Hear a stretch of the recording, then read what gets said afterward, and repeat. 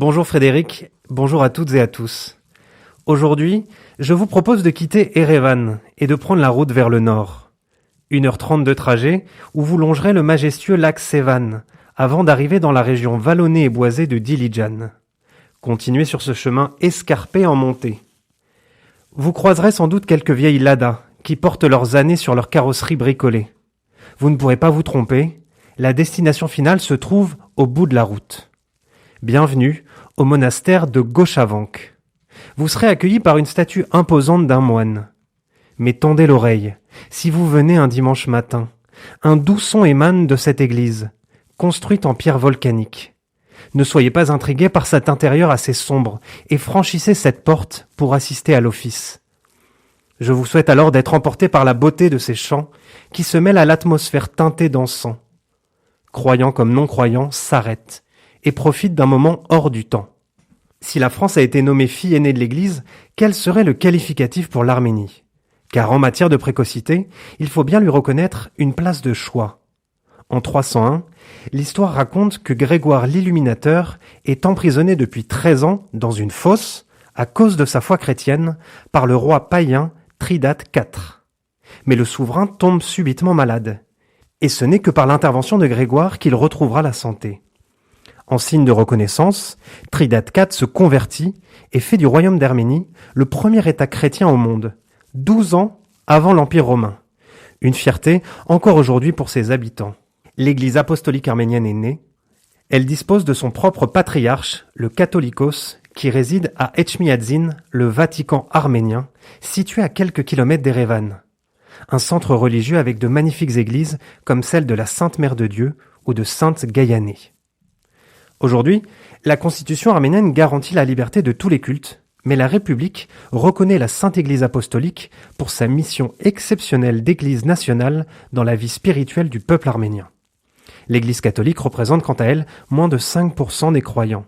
Mais les relations avec Rome sont très bonnes. Le pape François s'est notamment rendu en Arménie en 2016, où il a reconnu publiquement le génocide, un geste fort et apprécié par la population.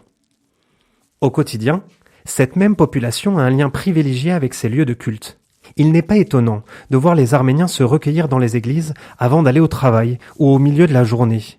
Ils allument alors des bougies jaunes, beaucoup plus fines que celles que l'on peut trouver dans nos églises, et les plantent dans le sable. Un cérémonial que l'on observe aussi dans tous les monastères du pays. Que ce soit dans celui troglodyte de Gerart ou au bord d'une falaise comme à Tatev, les Arméniens chérissent ces sanctuaires pour que puissent continuer à résonner ces chants à l'image du Dervo Ornia, Seigneur et pitié.